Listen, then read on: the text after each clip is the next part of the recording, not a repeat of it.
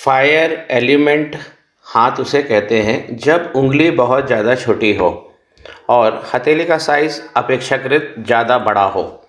ऐसे लोग बहुत जल्दी रिएक्ट करते हैं, कोई भी चीज़ सोचते हैं और उस पे काम करना चालू कर देते हैं।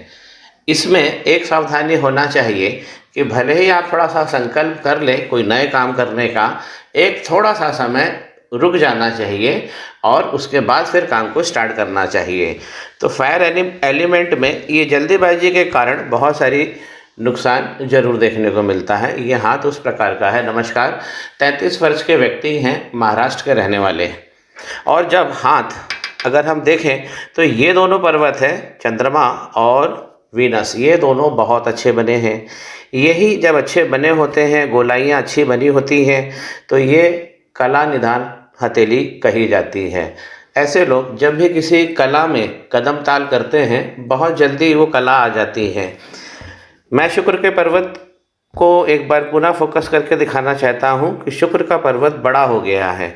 जब भी हमारी लाइफ लाइन इस प्रकार बहुत बड़ा कर्व लेके चलती है तो ये बड़ा हो जाता है, और जितना बड़ा वीनस का पर्वत होगा उतना व्यक्ति को सुख सुविधा और जीवन में सुख मिलेगा।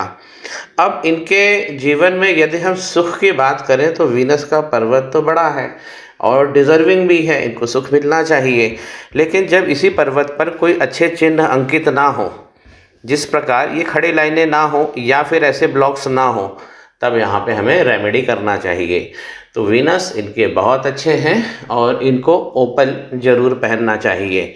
चंद्रमा का कटाव इनका बहुत अच्छा है, तो यहाँ पर किसी भी नग की ज़रूरत नहीं है।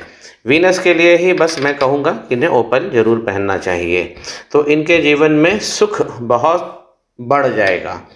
अब यदि हम बात करें धन की, तो धन के लिए हमें गुरु का पर्वत देखना पड़ेगा। देखिए, गुरु का पर्वत बहुत ज़्यादा डेबिलिटेट हो गया है, यहाँ से पूरा दबा हुआ है और यहाँ से उठ गया है। उंगलियाँ अगर हम देखें तो उंगलियों पे भी यहाँ तक देखिए पोरवे खुले पड़े हुए हैं और कुछ राहु की रेखाएं यहाँ वैवाहिक जीवन में आ रही हैं। तो वैवाहिक जीवन में जो प्रभाव है ये बहुत कमज़ोर हो गया है।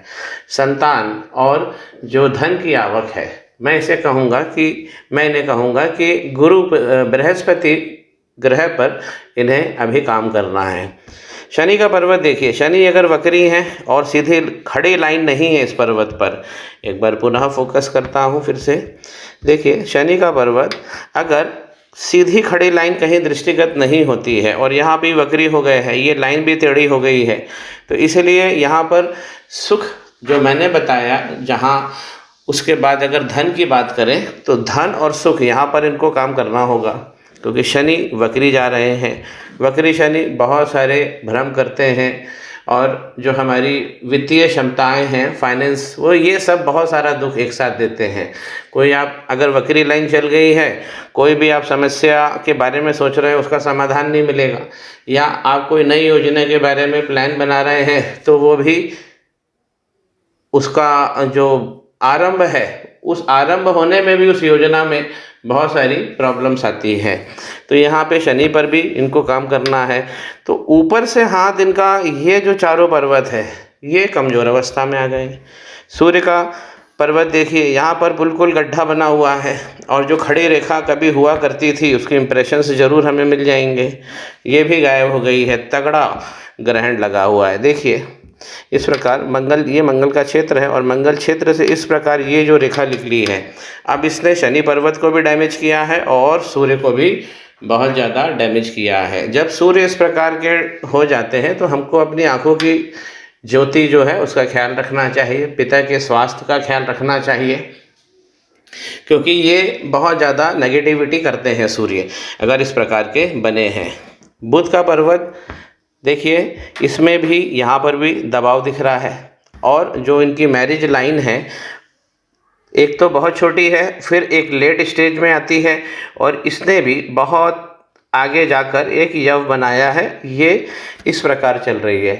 तो लाइन के अंदर यदि आइलैंड बनेगा तो ये भी विवाह के प्रभाव में कमी कर देगी। इनके मंगल बहुत अच्छे बने हैं, मंगल में कोई दिक्कत नहीं है। बस केवल इस मंगल से जो राहु लाइन निकली है, इस ग्रहण का इलाज इन्हें ज़रूर करना चाहिए। और यहाँ पर एक जो मैंने गुरु के लिए बताया, बृहस्पति भगवान के लिए, वो उपाय इन्हें करना चाहिए। और इनको खास ओपल पहनना चाहिए। हाथ में पैसा कितना है अभी वर्तमान में दिख रहा, मनी का ट्रायंगल भी कंप्लीट नहीं हुआ है। इस हाथ में जो कमी आ रही है, सबसे बड़ी कमी जो है वो है कि इस हाथ में कोई लक लाइन नहीं है। तो ये जितना पराक्रम करेंगे, जितना अपने अंदर से जोर लगाएंगे, उतना ये डिज़र्विंग, उतना पैसा इन्हें मिल जाएगा। लेकिन बहुत बढ़िया भाग्य यहाँ पर नहीं कहा जाएगा, क्योंकि भाग्य रेखा नहीं है। और जब भाग्य रेखा नहीं बनेगी तो यहाँ पे मनी का ट्रायंगल भी नहीं आएगा, ये भी यहाँ पे दिक्कत है। तो धन भी इनका फंसा हुआ है। जैसा धन में ये प्रभाव चाहेंगे वैसा इनको नहीं मिल रहा है। लाइफ लाइन तो मैंने बताई दी है, इनकी बहुत अच्छी बनी है, बड़ी है। वीनस को बहुत बड़ा आकार दे दिया है, शुक्र को। जब भी शुक्र इतने अच्छे बने होते हैं, व्यक्ति अपने जीवन में माता दुर्गा की भक्ति जरूर करता है, क्योंकि अच्छे वीनस माता दुर्गा की भक्ति करवा ही देते हैं। माइंड लाइन बहुत छोटी सी है, लेकिन छोटी माइंड लाइन होना कोई ख़राब बात नहीं होती है, लेकिन बनी फाइन हो। तो इस प्रकार इनकी लाइन में कोई मेजर दिक्कत तो नहीं दिखती है, सिवाय इसकी कि ये ऊपर नीचे होके चल रही है। और फिर देखिए माइंड लाइन के ऊपर यहाँ पर एक ट्रायंगल भी बना है, ये स्थापना दिखाता है। तो इनके जीवन में करीब 45 साल के आसपास, 45 से 50 के बीच में एक अच्छी स्थापना जीवन में होके रहेगी। और ये जब स्थापना होगी इनके जीवन में, उसके जीवन आरामदायक हो जाएगा। जहाँ ये सुख और धन देख रहे हैं, ये तब बहुत अच्छा इनके पास में आ जाएगा।